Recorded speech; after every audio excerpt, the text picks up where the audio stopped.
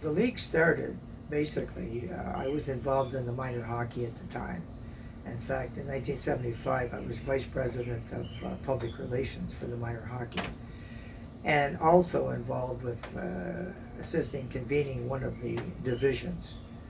And in that division, we had a fellow, Guy Ouellette. Guy was from Pointe Claire, and Russ Dean was involved at that time as well. He had kids the same age as some of the other ones, and Russ come up with this advertisement about forming an Oldtimers hockey league for Canada. And so Guy, with his familiarity with the Quebec League that he was involved in at Pointe Claire, we talked about it, and he said, well, why don't we start a league in Burlington? So we thought, well, okay, let's see what happens. So Bart Granger, who was Metropolitan Printing, we gave him some information. He printed up flyers, and we put them into the sporting goods stores and variety stores at the time and around the rinks. And on minor hockey days, which is March of '75, we registered 128 players in 2.5 hours in the afternoon. We set up just at the top of the stairs at Central Arena, and because of all the advertising we had done prior, it was $50 for the season, guaranteed them 24 games, plus sweaters and socks every year, which they kept. Now that's in 1975. And I had made a deal with the City Hall that we were going to form a league. We were going to have 8 teams, 2 divisions of 4 teams, and split them based on ability.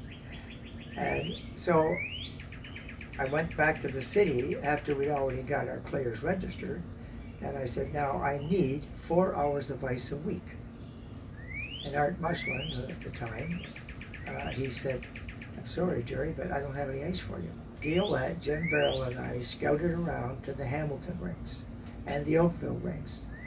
And Roy and Leroy from the Triple rinks, they agreed to give us 2 hours on pad A and 2 hours on pad B at the Triple rinks. So we played from 6 to 8 on the pad A and 6:30 to 8:30 on pad B on Sunday nights. And the snack bar was right at the end, and the kids everybody went to the rink. And we played there for the first 2 years. I started out in the A division at that time, and then we had to make some changes. And so to set an example, I went from the A division to the B division. And if the president can do it, anybody can do it, right? Because the thing was, you don't pick a team, you register as an individual, you don't pick a team, you don't pick who you're going to play with. We have conveners that are going to do that for you. And if you're too good for one division, they'll move you. And if you're not good enough, they'll move you for that. And so by setting an example, I never had a problem moving people after that. So, Gerry, what position did you play? Always played defense. Really? Yeah. Yeah, you look like you're pretty solid on defense still. Oh, that's all I've ever played. Well, in the Oldtimers, that's all I've ever played. Is there anyone who can get around you today? Yes, there are a few. There are quite a few. And did you play like Bobby Orr or more like? I was I was not an offensive defenseman. I'm a defenseman. You know, I stay back, pass the puck out, let the forwards do the job, and stay at home. I'd rush the odd time, but you know those days are gone. So did you win any awards? Did you win any championships? We did. We won a few. Over the years. But don't forget, we didn't have any round robin or any playoffs until 10 years into the league. The team that ended up in first place after the regular league, that was your division champion. And then in 1985, I set up the first round robin, And at that time, we had to collect the money from the players because it wasn't part of the budgets.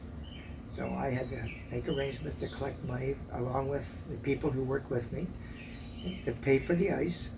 And that was the first round robin, and that never changed. It's the same rules apply today that it did in 1985. Well, we started the first Oldtimers tournament was March of 1977. In fact, the program is up at the club. And Mary Monroe was our mayor, and she was very cooperative, helping us get the ice time and everything for it. And because Oldtimers hockey was basically in the early stages, we didn't know what kind of participation we were going to get. But anyhow, we got enough, and we had a tournament, and we set sort of the pattern for running those tournaments, and even that part is still basically the same today. But And you had some big sponsors?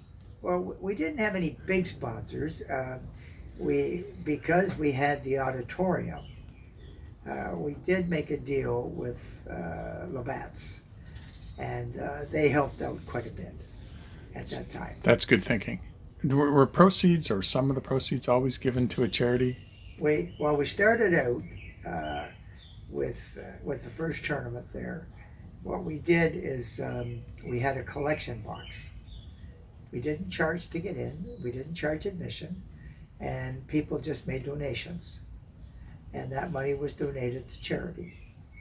And from that point on, we tried to do something every year to pick a local charity, and that still continues today. But now we basically have two charities today: Food Bank and Carpenter Hospice. And the idea was you don't charge people to go to Oldtimers hockey. You just want the people to go, enjoy it, understand what it was about, and create an activity for people 35 and over to do something. They were running around with their kids, playing minor hockey and everything else, but the old man never got to play. So this gave the father a chance to get out and participate. And with the social activities, the women were the best ones to organize those. We had people like Jerry Large's first wife, Nola Large, Michelle Wood, Barb Harker. They did a terrific job at organizing these special events. Bowser was something that we heard from Warren Hines. Warren played in the NHL. He also played with the Houston Aeros when Gordie Howe was still playing, and along with Mark and Marty. And when Warren moved to Burlington, he joined the Oldtimers, and one day he said, maybe we should do something like we used to do in Hartford for the community, for the food bank. And so Warren and his wife Lou then talked to some other people, and Michelle Wood got involved. Michelle got Carolyn involved. She'll tell you that I volunteered her, but anyhow, they got involved. Barb Sharon, Lily Sharon's wife, and Louise Addison, and they were basically the ones that started the food bank.